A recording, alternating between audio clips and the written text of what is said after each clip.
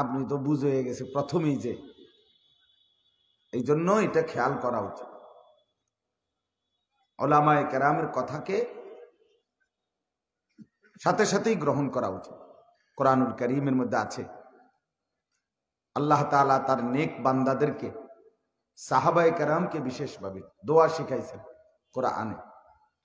রব্বানা ইন্নানা সামি'না মুনাদিয়ান ইউনাদি লিল ঈমান আন আমিনু বিরাব্বিকুম ফাআমান্না। আল্লাহর প্রিয় বান্দা আল্লাহর কাছে দোয়া করতেছে যে আল্লাহ, আপনার পক্ষ থেকে আহ্বানকারী নবী আমাদেরকে ঈমানের আহ্বান করেছিল, বলেছিল যে তোমরা তোমাদের রব আল্লাহর প্রতি ঈমান আনো। ফাআমান্না, আমরা সাথে সাথেই ঈমান এনেছি। কাজেই এখন আপনার কাছে আমরা কি চাই মাওলা? রব্বানা ফাগফির লানা যুনুবানা, আল্লাহ আপনি আমাদের পেছনের জিন্দেগীর সমস্ত গুনাহ মাফ করে দেন।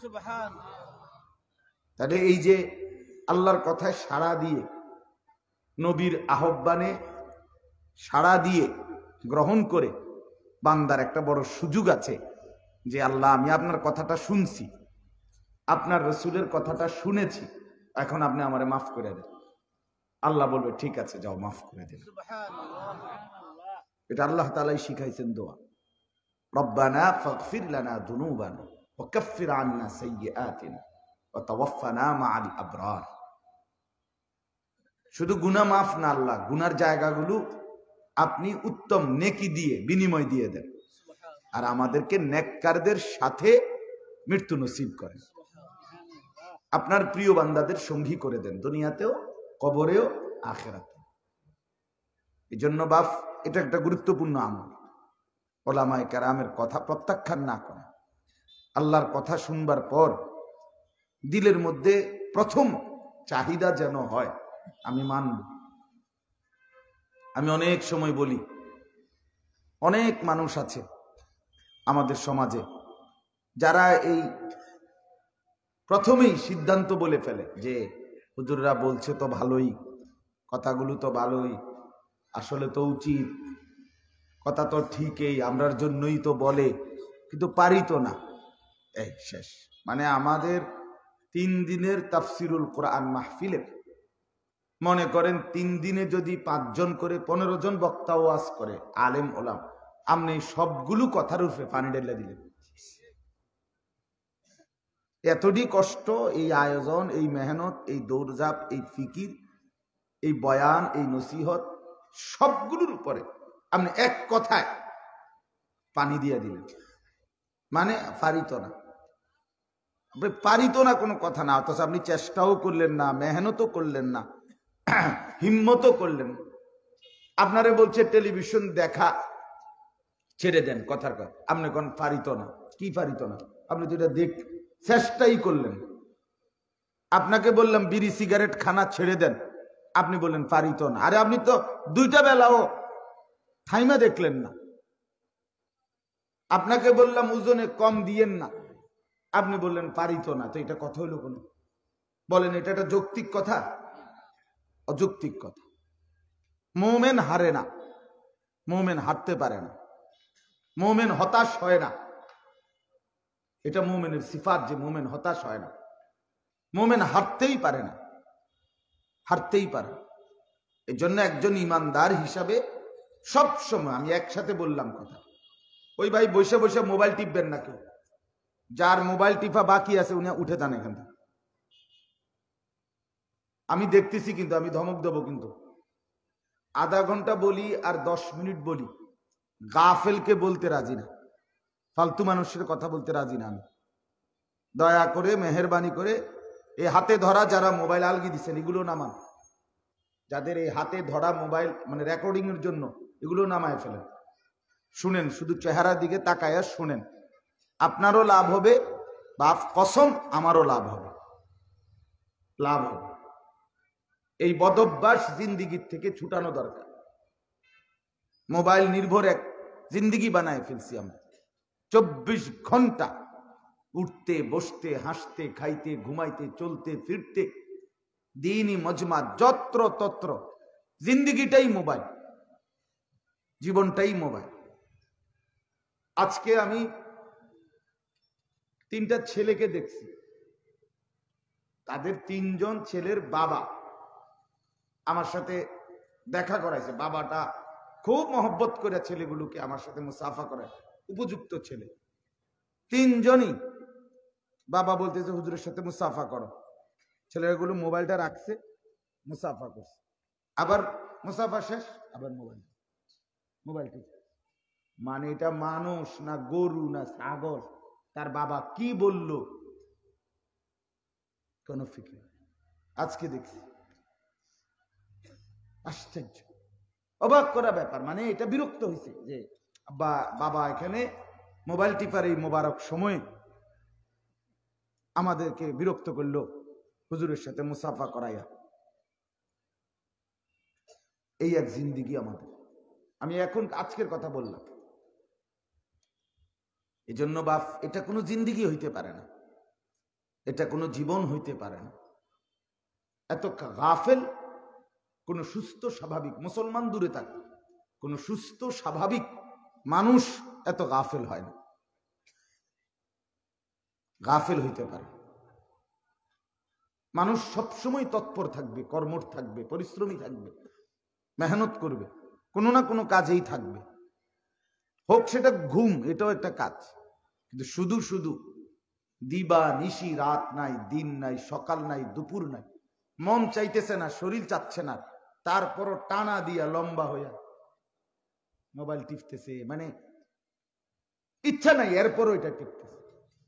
আহা, এই জিন্দিগির শেষ কোথায় বাপ? এই খামখেয়ালির গন্তব্য কোথায়? আফা হাসিবতুম আন্নামা খালাকনাকুম আবাসান ওয়া আন্নাকুম ইলাইনা লা তুরজাউন। আল্লাহ তাআলা বলে, আমার বান্দা তোমরা কি এই ভেবেছ আমি আল্লাহ তোমাদেরকে অনর্থক বানিয়েছি? তোমার এই চলাফেরা দ্বারা তো মনে হচ্ছে তোমার জীবনের কোনো লক্ষ্য উদ্দেশ্য নাই, টার্গেট নাই, জীবনের কোনো গন্তব্য নাই, কোনো মঞ্জিল জানা নাই, কোনো পথ জানা নাই। কোথায় যাচ্ছ, কোথায় যাবে, আসলা কোত্থেকে, করছো কি? শুধু খানা, ঘুম, পেশাব পায়খানা, যৌবনের চাহিদা পূরণ করা, লজ্জাস্থানের শাহওয়াত পূরণ করা, খালাস, এর নাম জিন্দেগি। খাইলাম, ঘুমাইলাম, পেশাব পায়খানা করলাম, আর লজ্জাস্থানের চাহিদা পূরণ করলাম, খালাস, এই জিন্দেগি। আরে এটা তো জানোয়ারের জিন্দেগি, এ তো কুকুর বিড়ালের জিন্দেগি, হাইওয়ানের জিন্দেগি। এজন্য বাপ এটা খেয়াল করা চাই প্রত্যেকের কাছে, আমাকেও আপনাকেও। উসিকুম ওয়া ইয়ায়া, আপনাদেরকেও বলছি, আমাকেও বলছি, আমাকেও বলছি, আপনাদেরকেও বলছি। কোরআন কারীমের, সুন্নাহর, ইসলামের মুখাতাব আমরা সবাই। যিনি বলে উনিও মুখাতাব, যারা শুনে তারাও মুখাতাব। মূলত কোরআন সুন্নাহর এই কথাগুলোর শ্রোতা আপনারাও আমিও। জাস্ট বলার সুবিধার্থে একজন বলতেছেন, অন্যরা শুনতেছেন। বাকি আমলের জন্য এগুলো করণীয়, শুধু আপনাদের না, আমারও। কথা বলেন না? সবাই এখানে যারা আমরা উপরে, আমরাও আপনারাও, সবাই আমরা মূলত মুখাতাব। আমাদের প্রত্যেককেই সম্বোধন করে কোরআন বলছে। এজন্য খামখেয়ালি না করা। ওয়ালা তাহসাবান্নাল্লাহা গাফিলান আম্মা ইয়ামালুজ জালিমুন। আল্লাহ তাআলা বলে, জালেম, পাপী, নাফরমান, তোমরা যা যা পাপ আর অন্যায় করছো, তোমাদের আল্লাহকে তোমাদের অন্যায়, অপরাধ, অপকর্মের ব্যাপারে 1 সেকেন্ডের জন্য গাফেল ভেবো না। তোমাদের আল্লাহ গাফেল না, তোমাদের মনিব গাফেল না। আফা হাসিবতুম আন্নামা খালাকনাকুম আবাতান, যেটা বললাম, আল্লাহ বলে তোমরা এই ভেবেছো বান্দা আমি তোমাদেরকে এমনি এমনি বানিয়েছি? 9 মাস মায়ের পেটে রেখে বানাইলাম এমনি এমনি। এত যত্ন করে হাত পাও, চোখ, নাক, কান দিয়ে সাজাইলাম এমনি এমনি। ওয়ালাকাদ খালাকনাকুম সুম্মা সাওয়ারনাকুম। আল্লাহ বলে, বান্দা জানো আমি তোমাকে বানিয়েছি, আমি নিজ হাতে তোমাকে সাজিয়েছি, বানাইছিও আমি, সাজাইছিও আমি। তোমার মাকে জিজ্ঞেস করো, তোমার যেদিন নাক লাগাইছি মায়ের পেটে, সেদিন তোমার মা জানতো কিনা? তোমার মা জানে না, বাবা জানে না, কেউ জানে না পৃথিবীবাসী মা শুধু জানতো পেটে বাচ্চা আছে, সন্তান সম্ভবা, গর্ভবতী, এতটুকুই। বাকি নাক, চোখ, হাত, পাও, অঙ্গ প্রত্যঙ্গ ধীরে ধীরে যত্ন করে ফি আইয়ি সূরাতিন মা শাআ রাক্কাবাক, আল্লাহ বলেন আমি সাজিয়েছি আমার মন মতো করে, আমার পছন্দ মতো করে, আমার মনের মতো করে আমি বান্দা তোমাকে বড় যত্ন করে সাজিয়েছি। সেই যত্নের সাজানো বান্দা তুমি আমার, তুমি আমার হাতে গড়া বান্দা। খালাকতুহু বিয়াদিয়া, আমি কায়নাত কুন বললে হয়, হও এটা বললেই হয়ে যায়। সেখানে তোমার জন্য 9 মাস লাগলো কেন? তোমারে বানাইতে, তোমার মতো এতটুকু ছোট্ট একটা বাচ্চা বানাইতে আল্লাহ তাআলার 9 মাস দরকার? তো এত সময় কেন নিলাম? এত লম্বা টাইম কেন নিলাম বান্দা? এতটা ধীরে ধীরে যত্ন করে মায়া করে তোমাকে বানাইছি, এ তুমি খামখেয়ালি করবা এই জন্য না? এ বয়ে বয়ে মোবাইল টিপবা, পরের নারী দেখবা, নাচ গান উলঙ্গ ছবি, জিনা ব্যভিচারের দৃশ্য, হ্যাঁ এই জিন্দেগি। খানা খাদ্য, হই হুল্লোর উল্লাস, নাচানাচি ফালাফালি, এই জিন্দেগি, এতটুকু এজন্য বানাইছি এতদিন লাগায়া। আস্তাগফিরুল্লাহ ওয়া আন্নাকুম ইলাইনা লা তুরজাউন। আল্লাহ তাআলা বলেন তোমরা কি এই ভেবেছো যে তোমাদেরকে আমি আল্লাহর কাছে ফেরত আসতে হবে না? যে রং তামসা করতেছো, কি ভাবছো বান্দা? আসবা না? না, ফিরতে হবে না, কোথাও যেতে হবে না, মরবা না, আল্লাহর সামনে যাইতে হবে না? উত্তর দেন, বলেন না উত্তর দেন। 2টা প্রশ্নেরই উত্তর দেন। আল্লাহ তো 2টা প্রশ্ন করছে। তোমরা কি এই ভেবেছ আমি আল্লাহ তোমাদেরকে অনর্থক বানিয়েছি? আল্লাহ বলছে তোমরা কি এই ভেবেছ তোমরা আমি আল্লাহর কাছে তোমাদেরকে ফেরত আসতে হবে না? বলেন হবে? তাহলে গাফেল হওয়া যাবে না, গাফেল হওয়া যাবে না। আমার এটা বলার উদ্দেশ্য হলো আমার বয়ানের জন্য না, আপনাদের এই 3 দিনের সমস্ত বয়ান, ওলামায়ে কেরামের প্রত্যেকের বয়ান শেষ পর্যন্ত মনোযোগ দিয়ে দিল লাগাইয়া শুনেন। আপনি জানেন না, জনপ্রিয় অজনপ্রিয় কোনো কথা না, পরিচিত অপরিচিত কোনো কথা না, শ্রোতা কার বেশি কম এটা কোনো কথা না, এগুলো সব ধোঁকা, সব ধোঁকা। প্রধান বক্তা, বিশেষ বক্তা, অল্প বক্তা, সামান্য বক্তা, সাংঘাতিক বক্তা, ভয়ঙ্কর বক্তা, এগুলো ধোঁকা, ধোঁকা, এগুলা ধোঁকা, এগুলো সব ধোঁকা। আল্লাহর কথা যে বলে, যিনি বলে, আপনার এলাকার হোক, চাঁদের দেশের হোক, কাছের হোক, দূরের হোক, জোহরের পরে বলুক, আসরের পরে বলুক, আর রাত 2টায় বলুক, আর ফজরের পরে বলুক, আল্লাহর কথা যিনি বলে, যখন বলে, তিনি দামি, তিনি সম্মানী, তিনি প্রধান বক্তা। সবাই আহসান, ওমান আহসানু কাওলাম মিম্মান দাআ ইলাল্লাহ। সবাই দামি, প্রত্যেকের কথাকে কদর করবেন, বলেন ইনশাআল্লাহ। দেখবেন দিল লাগাইয়া বসে থাকলে, মনোযোগ দিয়ে শুনতে থাকলে আল্লাহ তাআলা তখন তার 1 ফোঁটা রহমত আপনার কলিজার মধ্যে দান করবে। পুরা ইসলাম মানা খোদার কসম আপনার জন্য সহজ হয়ে যাবে। আমি এটা চাই, আমার বুঝ হলো এটা। আপনি সব বুঝা পারতেন না, সব বুঝা পুরা আপনার 15 জন বক্তার সমস্ত ওয়াজ আগে আমি বুঝা লই, আরো মোবাইল টোবাইল দেখা লই, সার্চ করে লই, আরো বিভিন্ন খানে গবেষণা করে লই, তারপরে গুছাইয়া, তারপরে কোনটা কোনটা মানা যায়, কোনটা কোনটা ছাড়া যায়, এগুলা সিস্টেম করবো। এত ফোদ্দারি করতে করতে আপনার সকাল হইয়া শনিবার রবিবার গিয়া সপ্তাহ শেষ। কথা বুঝেন নাই? এগুলো দিয়ে হবে না। আপনি দিল লাগাইয়া শুনবেন, আল্লাহর দিকে মুতাওয়াজ্জু থাকবেন, আর আল্লাহ তাআলা যখন পছন্দ করবেন, আফামান শারাহাল্লাহু সাদরাহু লিল ইসলাম ফাহুয়া আলা নূরিম মির রাব্বি। আল্লাহ বলেন, আল্লাহ যখন কারো দিল বক্ষ ইসলামের জন্য খুলে দেয়, তো আল্লাহই তার অন্তরাত্মার ভিতরে ভিতরে একটা নূর, আলো জ্বালিয়ে দেয়, সেই আলোতে সে জান্নাত পর্যন্ত দেখতে পায়। হযরত ওমর রাদিয়াল্লাহু তাআলা আনহু একদিন বলছিলেন, রাসূলুল্লাহ সাল্লাল্লাহু আলাইহি ওয়াসাল্লামের এক কথা নবীজি উনাকে বলছেন, উনি প্রথম বলছে আমি বুঝি নাই, নবীজি আবার বলছেন, উনি বলছে আমি বুঝি নাই, নবীজি আবার বলছেন ইয়া রাসূলুল্লাহ আমি বুঝি নাই। ওমর রাদিয়াল্লাহু তাআলা আনহুকে এবার নবীজি কাছে আইনা বুকের মধ্যে রাসূলুল্লাহ সাল্লাল্লাহু আলাইহি ওয়াসাল্লাম ওনার হাত লাগাই দিছে বক্ষ মুবারকে, হাত লাগাইয়া বলছে, ওমর এবার বুঝছুনি? হযরত ওমর রাদিয়াল্লাহু তাআলা আনহু বললেন, আমি এবার বুঝছিও, আমার দিল খুলে গেছে, আমি চোখেও দেখতেছি, কাআন্নী আনজুরু ইলা সামাইস সাবিআ, আমি 7 আসমানের উপরেও দেখছি। সুবহানাল্লাহ। আল্লাহ তাআলা দিল দেয় দোস্ত, এটা খামখেয়ালি না। ওই মোবাইল টিপতে টিপতে আখিরাত পাওয়া যাবে না। মোবাইল টিপা পুরো ইসলামও বুঝুন যাইতো না, বলে হুজুরদের ওয়াজও মোবাইলে আছে। না না, জিন্দেগি পরিবর্তনের জন্য জীবন্ত মানুষের সরাসরি সাহচর্য লাগবে,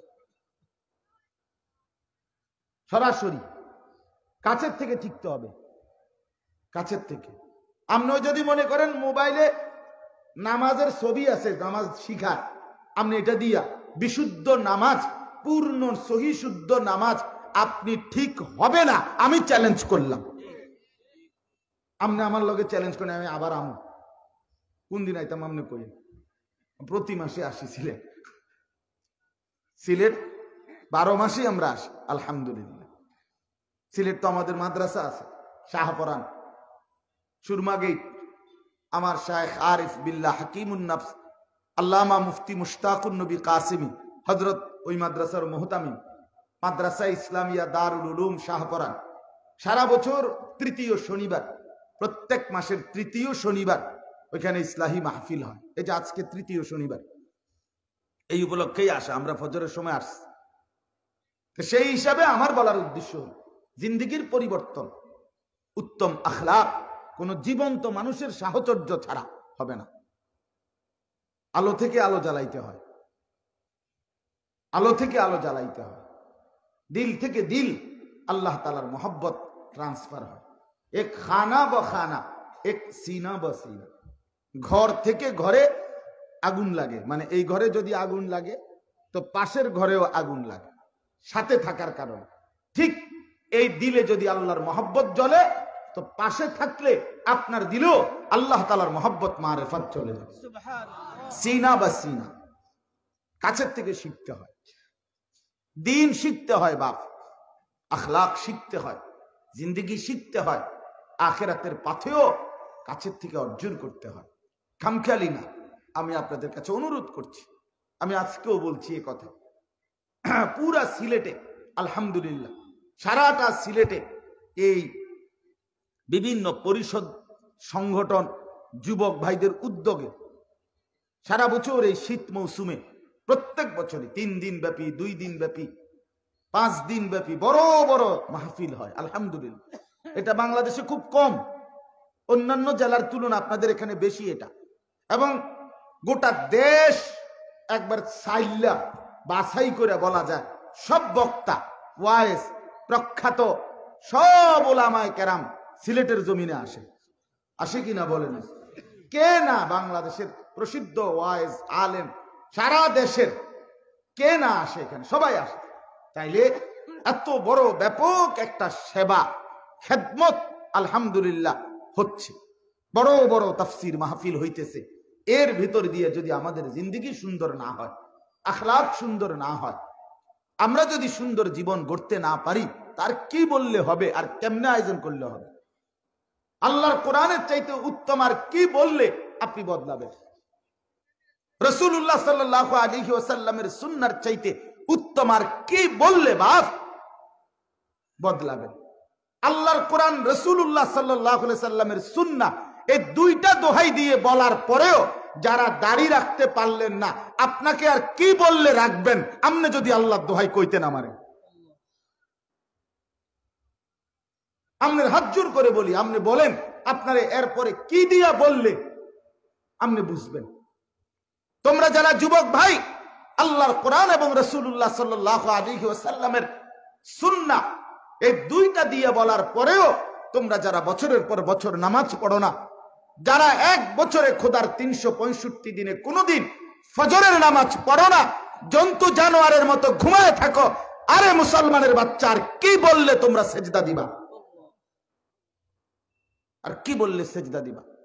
আমি বড় অস্থির মানুষ, আমি এক পেরেশানওয়ালা মানুষ, আর কি বললে বলেন? আর কোথায় বললে, কখন বললে, আর কত ভাবে বললে আপনারা জিন্দেগি সাজাবেন, আখলাক সাজাইবেন। আল্লাহ তাআলা আমাদেরকে বুঝ দান করেন। আফসুস করতে হবে বাপ। আজ আফসুস করলে লাভ, কবরে আর হাসরে আফসুস করলে লাভ হবে না। আফসুস কিন্তু করতে হবে, আমিও আপনিও।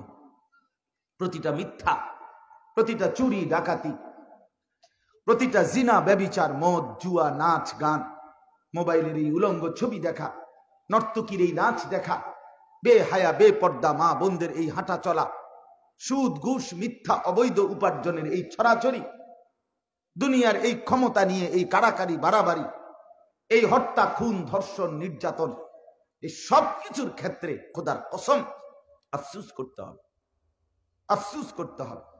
আজকে যদি কেউ আফসুস করে তাহলে তওবা নসিব হবে, তওবা করবে আফসুসের কারণে। কিন্তু কবরে কিংবা হাসরে আফসুস করলে বাপ কোনো লাভ হবে।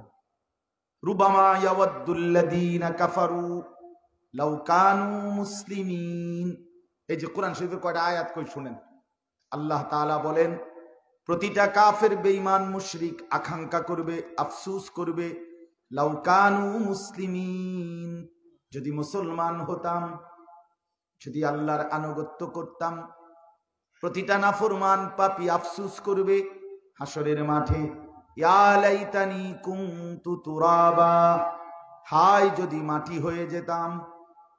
ইয়া লাইতানি কদ্দামতু লিহায়াতি, হায় যদি দুনিয়ার জীবন থাকতে আজকের আখিরাত এর জন্য কিছু নেকি পাঠাইতাম। এই একটা শব্দ খেয়াল করতে হবে, ইয়া লাইতানি। কন্ত এই শব্দটা কন্ত, ইয়া লাইতানি বলেন, বলে ইয়া লাইতানি।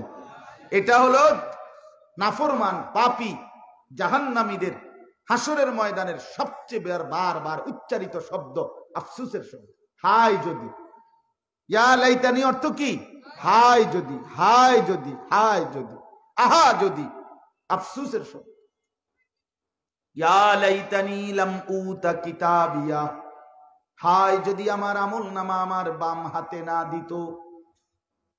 ইয়া লাইতানি কুনতু মাআহুম ফাআফুযা ফাওজান আযীমা, হায় যদি নেক মানুষদের সঙ্গী হতাম তাহলে তো আজকে আমিও কামিয়াব হতাম। ইয়া লাইতাহা কানাতিল কাদিয়া, হায় মৃত্যু যদি আমাকে শেষ করে দিত, এই হাসরের মাঠে যদি আমি না দাঁড়াইতাম। ইয়া লাইতানি লাম উশরিক বিরাব্বি আহাদা, হায় যদি আমার আল্লাহর সাথে শরীক না করতাম। ইয়া লাইতানা আতানা আল্লাহ ওয়া আতানার রাসূলা, হায় যদি আল্লাহ এবং তার রাসূলের আনুগত্য করতাম। ইয়া লাইতানি ইত্তাখাযতু মা'আর রাসূলি সাবিলা, হায় যদি রাসূলদের পথ ধরতাম। ইয়া লাইতানি লাম আত্তাখিজ ফুলানান খলিলা, হায় যদি অসৎ দুষ্ট মন্দ লোকটাকে বন্ধু না বানাইতাম। এই যে কতগুলো শব্দ দেখছেন, আমি তো হাফেজ সাহেব না, সব দিয়ে আমি মনেও রাখতে পারি না। তাইলে বলেন ইয়া লাইতানি, ইয়া লাইতানি, আফসোস করবেন দোস্ত, আফসোস করতে হবে। কিন্তু সেই আফসোসে খোদার কসম লাভ হবে না। হাসরের ময়দানে পাপী নাফরমান মাতালের মতো দৌড়বে, পাগলের মতো আমল নামা বাম হাতে নিয়ে পাগলের মতো দৌড়তে শুরু করবে, আর এই চিৎকার করে এগুলো বলবে, মা আগনা আন্নি মালিয়া, হায় আমার মাল কাজে আসলো না। হালাকা আন্নি সুলতানিয়া, হায় আমার বাদশাহী ক্ষমতা কর্তৃত্ব নেতৃত্ব অহংকার মাতবরি সব শেষ হয়ে গেল। এইভাবে দৌড়বে আর ছুটাছুটি করবে, বাঁচার জন্য আশ্রয় খুঁজবে, কোন ঠিকানা খুঁজবে।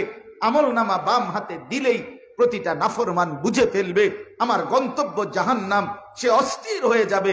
খোদার কসম কোরআনে আছে, এই অস্থির হয়ে মাতালের মতো যখন নাফরমান দৌড়তে শুরু করবে তো আল্লাহ তাআলা ফেরেশতাদেরকে বলবে, খুযুহু ফাগুল্লু, এই ফেরেশতা তারে ধর, তারে ধর, ধর বেঈমানকে ধর, ফাগুল্লুহু তারে বাঁধ দে, বেঁধে ফেল। শেকল দিয়ে বাঁধ। আল্লাহ আমাকে মাফ করে দেন। খুযুহু ফাগুল্লুহ, ধর তাকে ধর, ফাগুল্লুহ বেঁধে ফেল। তাফসীরের মধ্যে আছে বাপ, ওই এমনে বান দিলে তো রশি দিয়ে বান দেয়, হ্যাঁ, আরেকটা হলো সেলাই করে যে ডাক্তার সার্জারির যেই সেলাই, সেটা তো এমনে বান দেয়, এটা হলো সুই গোশতের ভিতরে ঢুকাইয়া বান দেয়। কথা বুঝছেন? সেলাই দেয় না, দেখছেন না কারো? কসম আল্লাহ, তাফসীরে আছে এই আয়াতে, ফেরেশতারা আল্লাহ তাআলা যখন বলবে এরে ধর এবং বেঁধে ফেল, এই বান দিবে যে এটা এই এমনি বাঁধ না, বরং ওই সার্জারির সেলাইয়ের মতো যেভাবে বাঁধে গোশত সহ কাইটা একটা, এরকম শেকল দিয়া ভিতরে ঢুকায়া এরপরে গোশতের ভিতরে আংটার মতো ঢুকায়া বাঁধ দিন। এটা তাফসীর আছে। আল্লাহ মাফ করে দেন। সুম্মাল জাহিমা সাল্লু, আল্লাহর ফেরেশতা তখন জিজ্ঞেস করবে, আল্লাহ বেঁধে ফেলছি, এবার নাফরমানকে কি করব? তো আল্লাহ তাআলা বলবেন, তারে লাথি মাইরা জাহান্নামে ছুঁড়ে মার, লাথি মার, ফেলে দেয় জাহান্নামে। এজন্য আমি অনুরোধ করলাম, আমার শায়েখ বয়ান করবে, আরো অনেক বুজুর্গ ওলামায়ে কেরাম বয়ান করবে। বাপ, এই বয়ান যেন শুধু শুনাই না হয়, এই বয়ান যেন শুধু আয়োজন না হয়, বরং এই বয়ানগুলো যেন জিন্দেগির পরিবর্তন হয়। ঠিক আছে ইনশাআল্লাহ? সবাই নিয়ত করলেন কিনা বলেন ইনশাআল্লাহ? হিম্মতের সাথে জিন্দেগি বদলান। আমার বাপ, পরিবর্তন দরকার। নতুন প্রজন্ম ছেলেরা, তোমরা যাদের 12 বছর, 14 বছর, 16 বছর, 18 বছর, 20 বছর, বাপ, আমি এক বন্ধু তোমাদেরকে হাত জোড় করে অনুরোধ করছি, তোমরা কি পড়ছো, কি করছো, তোমার জিন্দিগি এটা, তোমার হায়াত বাপ। দিন শেষে, রাত শেষে, জীবনের এক বেলায় আইসা দেখবা তোমার সাথে আর কেউ নাই, বন্ধুরাও নাই, কেউ নাই, তুমি একাই। জীবনের ভালো মন্দ, লাভ লোকসান তোমাকেই গড়তে হবে বাপ, তোমাকেই গড়তে হবে। কাজে কি পড়ছো, কি বলছো, কি করতেছো সারা দিন, কসম খোদার আমি অনুরোধ করছি আরেকটু ভাবো, দিল কাজে লাগাও, দিমাগ কাজে লাগাও।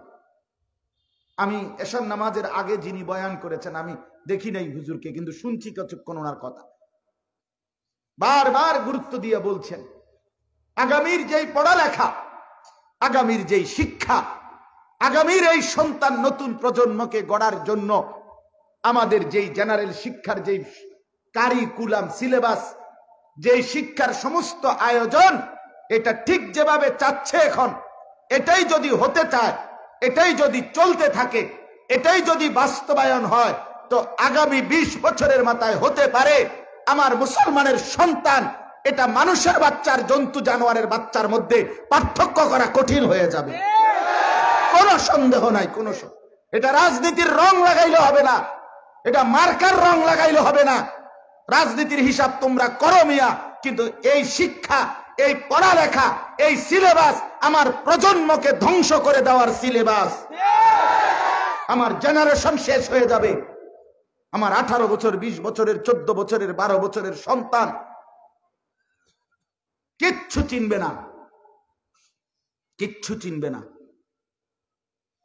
আখেরাত পরকাল তো নাই, দুনিয়ার জীবনেও সভ্য, ভদ্র, উত্তম আখলাকের পরিচয় থাকবে না।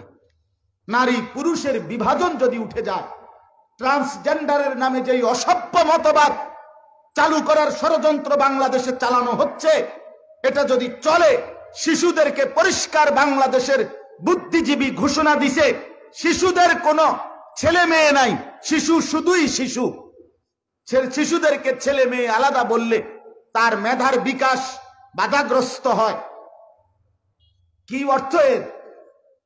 18 বছরের নিচে সব শিশু, তাদেরই আইন, আন্তর্জাতিক আইন। তার মানে 12 বছর, 13 বছর, 14 বছরের ছেলে মেয়ের মধ্যে কোনো ছেলে মেয়ের বিভাজন নাই, সব শিশু, যার যেখানে মন চায় খাবে, ঘুমাবে, শুইবে, থাকবে, দিন কাটাবে। বাহ, এখন যদি 14 বছরের একটা মেয়ে ছেলেদের টয়লেটের দিকে যায়, ছেলেটা যদি মেয়েদের বাথরুমের দিকে যায়, তো এখন যদি কেউ বলে যে এই বেটা তুমি মেয়েদের বাথরুমের দিকে যাচ্ছ, সে বলবে ইন্না লিল্লাহ। চাচা আপনি এটা কি বললেন? আপনি তো আমার মেধা বিকাশে বাধাগ্রস্ত করলেন। আমি তো শিশু, আমি তো ছেলে না, আমি তো শিশু। শিশুদের আবার বাথরুম কি, আলাদা রুম কি? আমরা তো শিশু, আমার যেখানে মন চায় এখানে খাড়াইয়া মুতি, বইয়া মুতি, নাহলে হাঁটতে হাঁটতে মুতি, অসুবিধা কি? আমি না শিশু? হ্যাঁ, বাহ বাহ, নাউযুবিল্লাহ নাউযুবিল্লাহ। বাবাদের কাছে অনুরোধ করছি, বাবা খামখেয়ালি করবেন না। শুধু টাকা দেওয়া, শুধু টাকা দেওয়া। ব্যাগ কিনতে চাইলে ব্যাগ, প্যান্ট কিনতে চাইলে প্যান্ট, জামা শার্ট কিনতে চাইলে জামা শার্ট, আর যখন যা টাকা চাচ্ছে পড়ালেখার খরচ তা দিয়ে দিচ্ছেন। আমার বাচ্চা পড়ে কি, আমার বাচ্চা শিখে কি, আমার বাচ্চা কি অর্জন করছে, এটা দেখা আল্লাহর কসম প্রত্যেকটা অভিভাবকের মুসলিম হিসাবে দায়িত্ব, জিম্মাদারি, কর্তব্য। কর্তব্য। আমার বাচ্চা কি পড়বে, আমার বাচ্চা কি শিখবে, পিতামাতার দায়িত্ব তার সন্তানের প্রতি, সন্তানের প্রতি। প্রত্যেকটা বাবা মার দায়িত্ব তার সন্তানের দিন গড়ে দেওয়া, আখিরাত গড়ে দেওয়া, আল্লাহর সাথে পরিচিত করে দেওয়া, তাকে ইবাদত আমল, নামাজ রোজা বন্দিগিতে অভ্যস্ত করা, কোরআনুল কারীম শিখাইবার জন্য যথাযথ কার্যকর উদ্যোগ নেওয়া, এটাই দায়িত্ব। রাসূলুল্লাহ সাল্লাল্লাহু আলাইহি ওয়াসাল্লাম বলেন, রাহিমাল্লাহু ওয়ালিদান আআনা ওয়ালাদাহু আলা বিররি।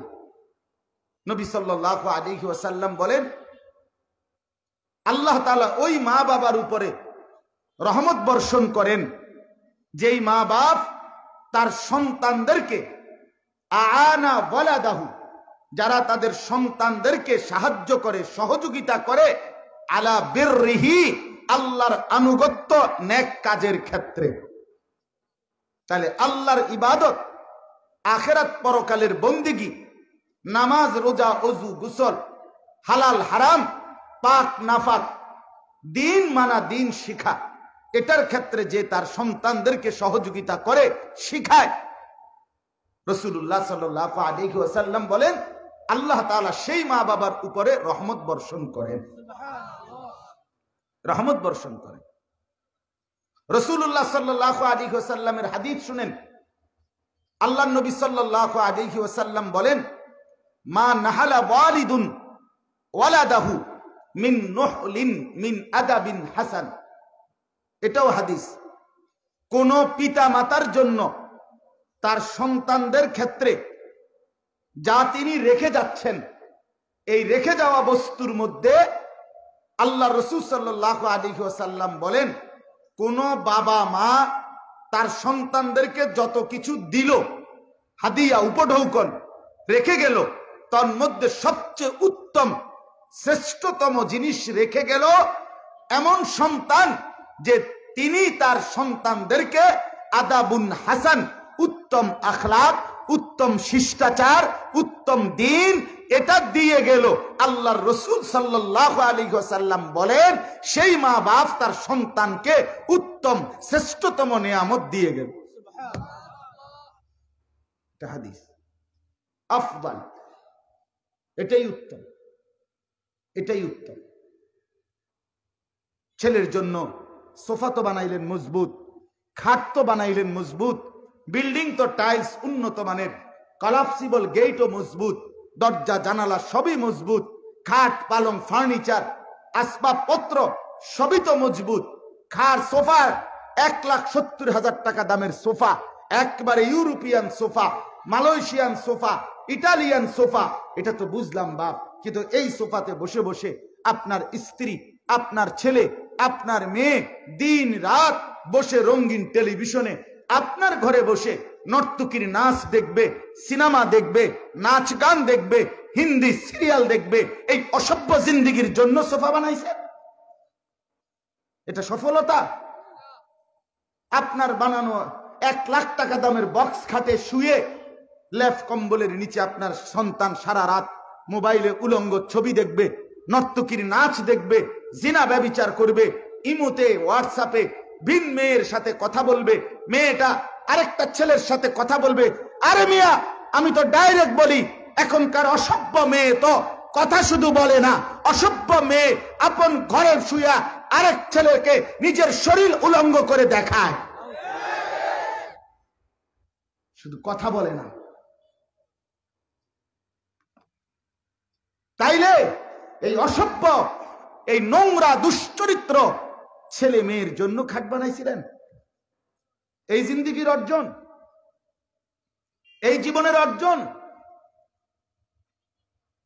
একজন মা, একজন বাবা, একজন পিতা, একজন মাতা সন্তান তাকে দিল আর তাকে অভিভাবক বানাইলো কি জন্য? খাট পালং আর সোফার ব্যবস্থা করার জন্য না তো, আখলাক শিখাবার জন্য। এটা গরুর বাচ্চা না, এটা গাভীর বাচ্চা না। মানুষের বাচ্চা আর গাভীর বাচ্চা এক কথা না।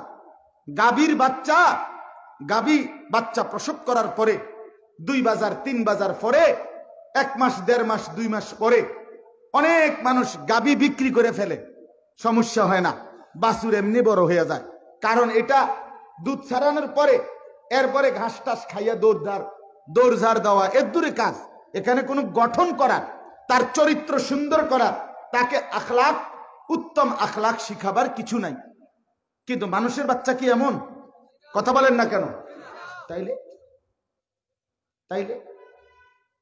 একটা বাচ্চার উপরে, এই যে ছোট্ট বাচ্চা, তার বাচ্চার মাথার উপরে তার মা, তার বাবা, তার দাদা, তার দাদি, তার নানা নানি, চাচা, মামা, ফুফা, খালু, বড় ভাই, বড় বোন, এতগুলো অভিভাবকের ছায়া মাথার উপরে থাকার পরেও এই সন্তান খোদার একটা বছরে এত বড় ছেলেটা 14 বছরের 12 বছরের ফজরের নামাজ কোনদিন পড়ে না।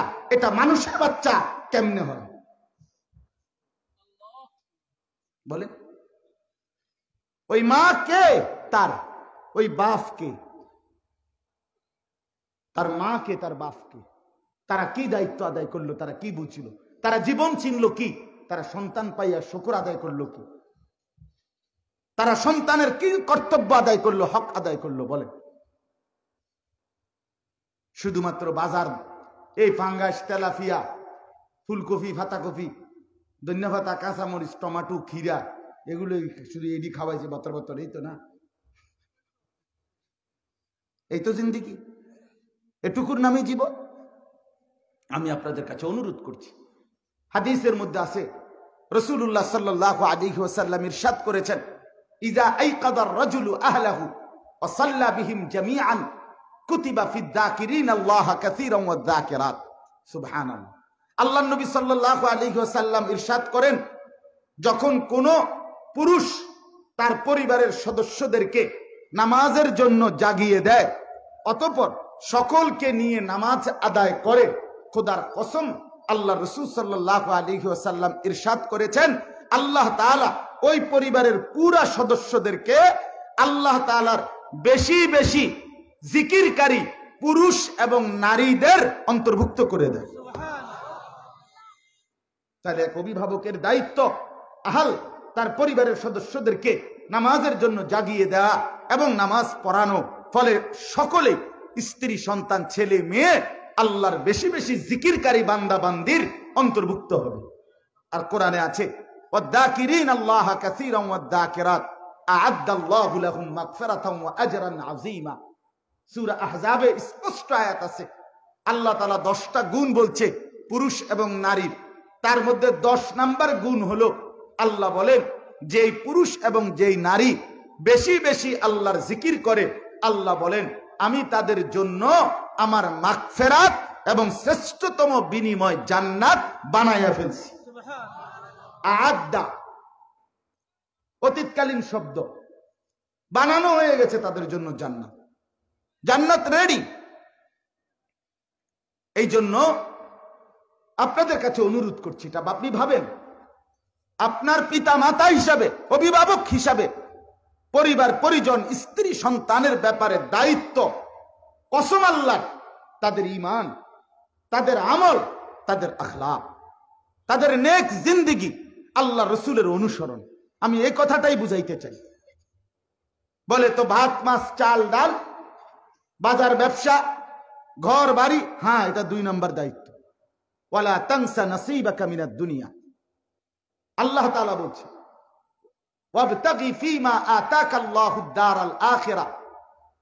আল্লাহ বলছে আমি তোমাকে যা দিলাম, বাড়ি ঘর টাকা পয়সা অর্থবিত্ত স্ত্রী সন্তান, আল্লাহ বলে বান্দা যা দিলাম তার দ্বারা তুমি 1 নম্বরে আখিরাতের ঘর জান্নাত তালাশ করো।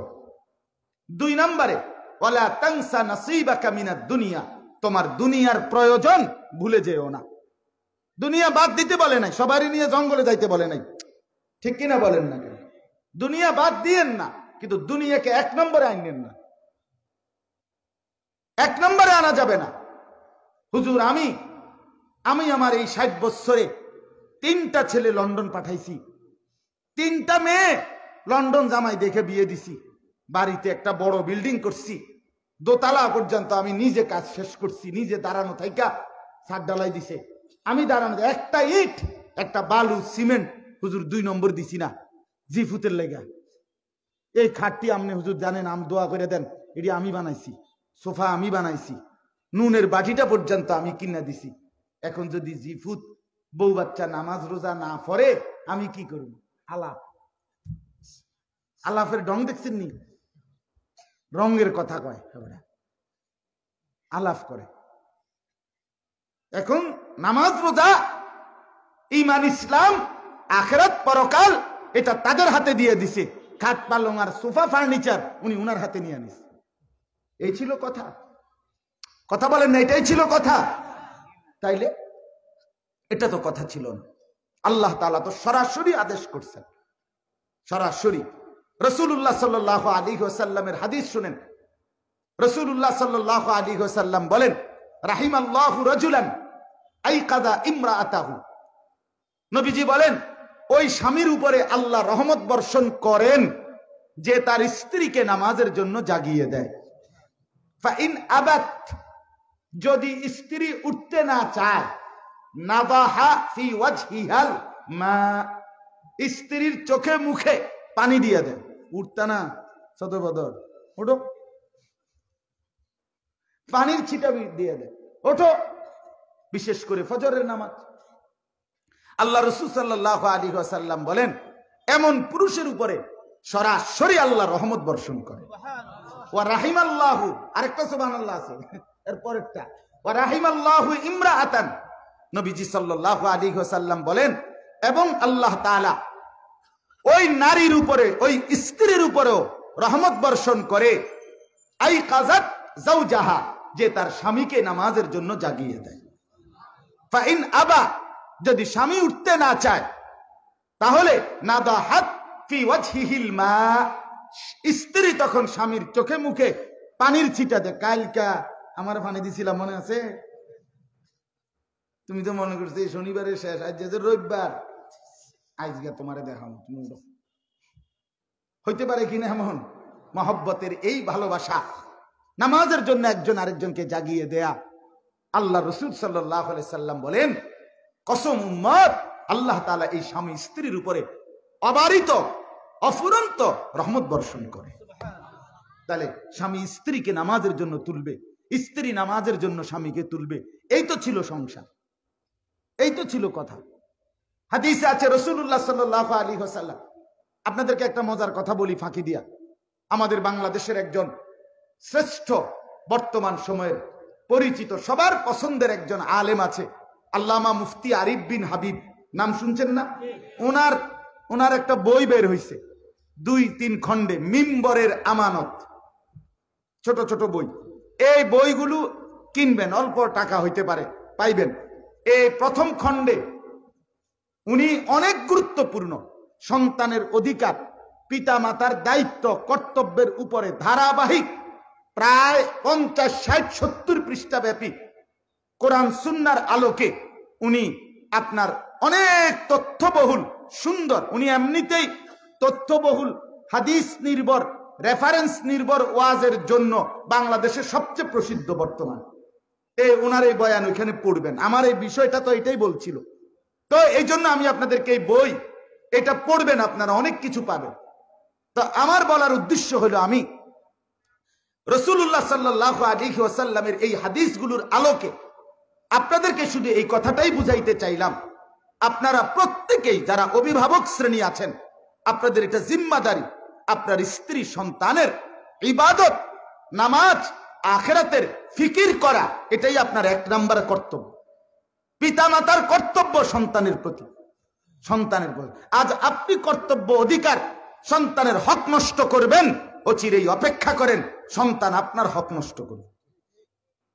টিট ফর টিট, আপনি দেখবেন ইট মারলে পাটকেল খেতে হয়, যেমন কর্ম তেমন ফল, এটাই বাস্তবতা। আজকে আপনি সন্তানকে নিয়ে শুধুমাত্র দুনিয়া, টাকা, বাড়ি, সম্পদ, জমি কিনা, এগুলোর স্বপ্ন দেখে তারে বড় করতে চাইছিলেন, অচিরেই সে আপনাকে ভুলে যাবে, ভুলে যাবে, সে আপনাকে ভুলে যাবে। সেদিনও এক ভদ্রলোক আমারে শুনাইছে, 3টা ছেলে, 3জনই আমেরিকা থাকে আমাদের অঞ্চলের। উনি খুব গর্ব করে বুঝাইছে, একটা ছেলে পুরা আমেরিকার মধ্যে, পুরাই আমেরিকায় 7 জন শ্রেষ্ঠ ইঞ্জিনিয়ার পুরস্কার পাইছে, এর মধ্যে উনার ছেলে একটা বাংলাদেশি ছেলে। 7 জন শ্রেষ্ঠ ইঞ্জিনিয়ারের মধ্যে একজন হয়েছে উনার ছেলে।